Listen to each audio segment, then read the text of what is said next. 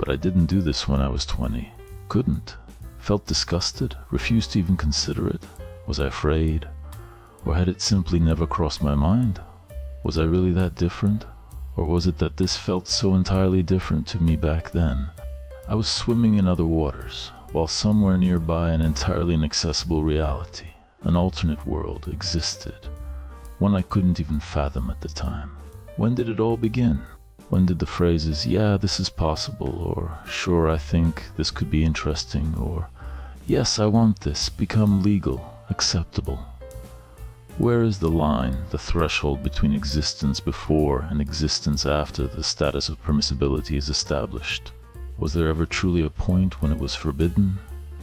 Or was the seed planted from the very beginning? Perhaps the sprout was always there, slowly growing. Sometimes something external held it back. Other times something else gave it a push. And so it grew, faster or slower, but inevitably it grew. And where do all these questions come from? Are you asking me? Or am I just trying to figure it all out for myself?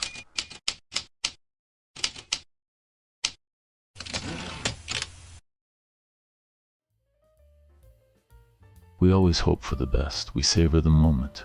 We're like butterflies, flitting from flower to flower, absorbing it all, never expecting anything bad. But life throws curveballs. There are encounters you'd rather forget the moment they happen. That couple was quick to make contact. The internet, the same community site for like-minded people. A few lines in the chat. Our photos sent to them, their photos sent back. Sharing our phone number.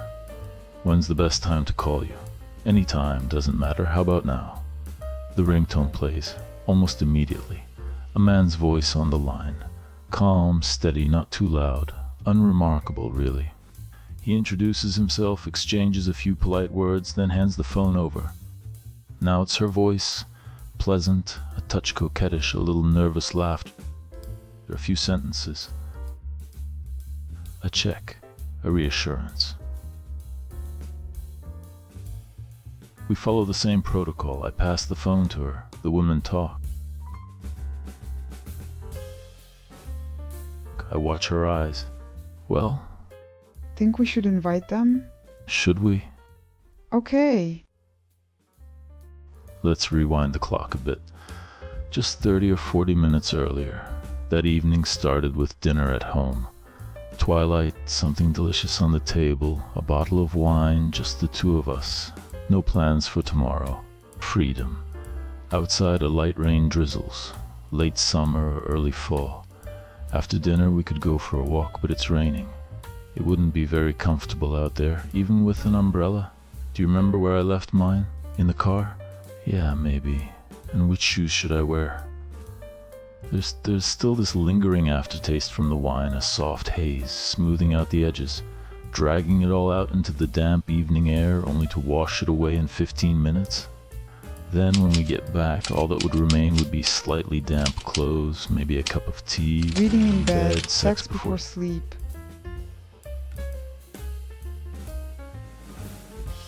Alternatives. How about a game of pool? Or let's check the site. Sure, but it's probably a long shot. It's late and, well, you know how these things go. Yeah, I know, but it's worth a try, right? Just in case. Fine, but if anyone actually shows up, I have to wash my hair. Of course, I get it. You're always like that. Well, it's easier for you. You just shave everything off. Okay, fine, go look. Worst case, what do we have to lose? Deal.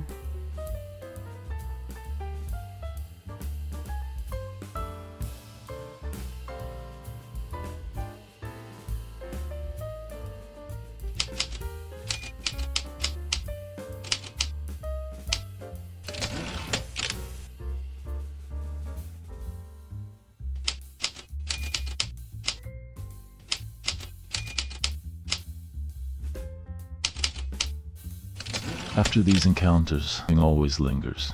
A vivid detail, a spark. Every couple has their own little twist, and we talk about it later, just the two of us. We remember. We fantasize. improvising on a harmony that's still alive, still breathing. And it's almost always a thrill, an arousal, that very spark, even if the meeting itself wasn't perfect, even if it could have been better. We draw it out, coax it to the surface, fan the ember of pleasure. A shimmering bubble bursts, leaving behind a hot, tangy flavor. It's rare to meet someone online and have the first meeting happen right away, but that evening, it did. And that evening, luck wasn't on our side. One of the worst encounters we've ever had. Probably the worst.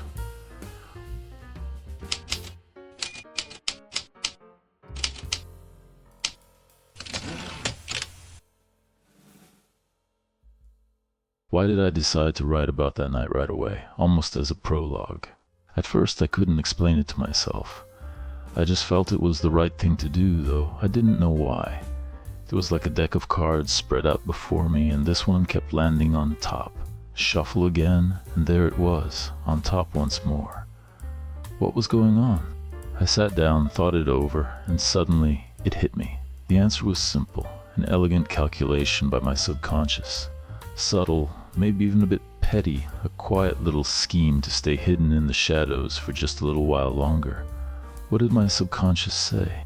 It said, these people won't recognize themselves, and no one else will either. They had no distinctive features, ordinary, standard-issue citizens, the average of all the averages you see around you every day. And I agreed with my subconscious. Yeah, they really wouldn't recognize themselves.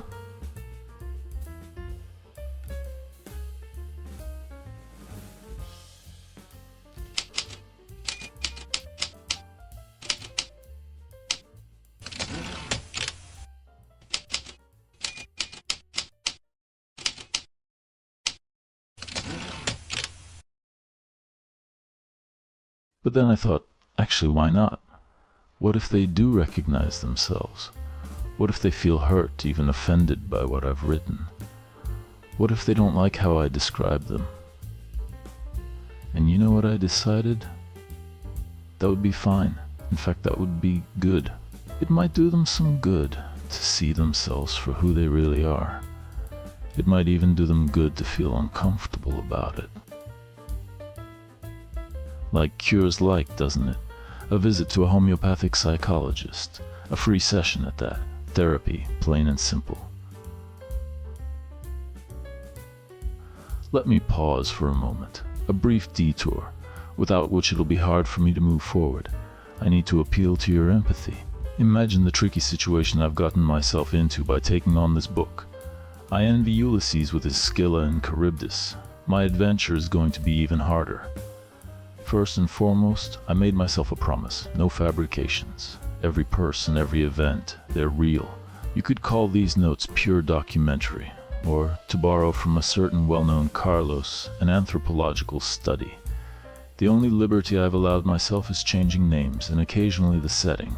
But the people and events, they're still real. Almost.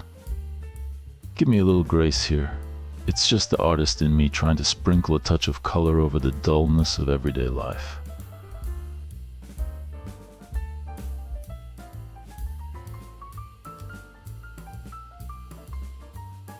So here's my Scylla. I swear, the truth, the whole truth, and nothing but the truth. And here's my Charybdis, real living people. Damn, I have no idea if they'll find it pleasant to read all this about themselves. Yes, subconscious, you're right. It's an awkward situation. So, how are you going to get out of it? Well, first of all, I'll stick to the truth. Ha, that'll only make them even more upset. But at least I'll be honest. That won't make it any easier for them. Fine, then I'll give them an escape hatch. Let them think I made it all up, start to finish. Let them believe they're mistaken in recognizing themselves because, well, you know the usual disclaimer in these situations. All events and characters are fictional, any resemblance is purely coincidental. Yeah, that might just work. If it's all made up, what's there to be upset about? So, subconscious deal, does this plan fly? Absolutely. Done and dusted.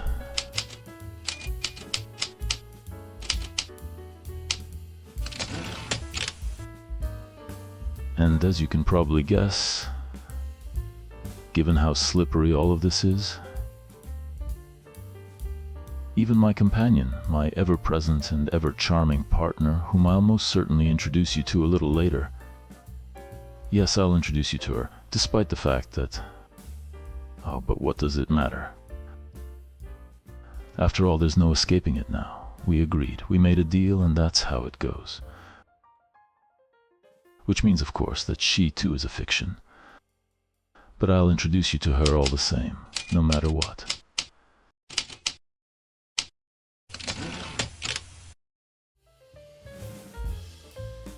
And finally, the closing chord of the preamble. Something that's just as unavoidable, no matter how dreadful it sounds to me. I'm not even sure if I should say it out loud. But you've probably guessed it already. I feel so awkward, truly, but I'll say it anyway. The thing is, well, yes, it turns out that I too am nothing more than a creation of someone else, perhaps not entirely sane imagination. There's no escaping it. That's the deal my subconscious and I struck. All right then, that's settled. We can move on.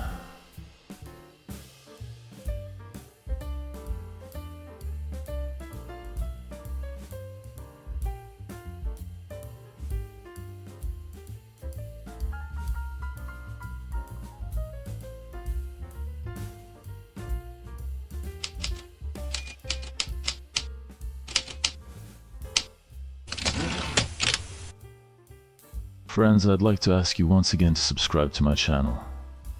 Here I'll be posting each chapter of the book, one after another. Don't forget to hit the like button and leave your comments. Share what you enjoyed, what you'd like to debate, or what feels unacceptable to you.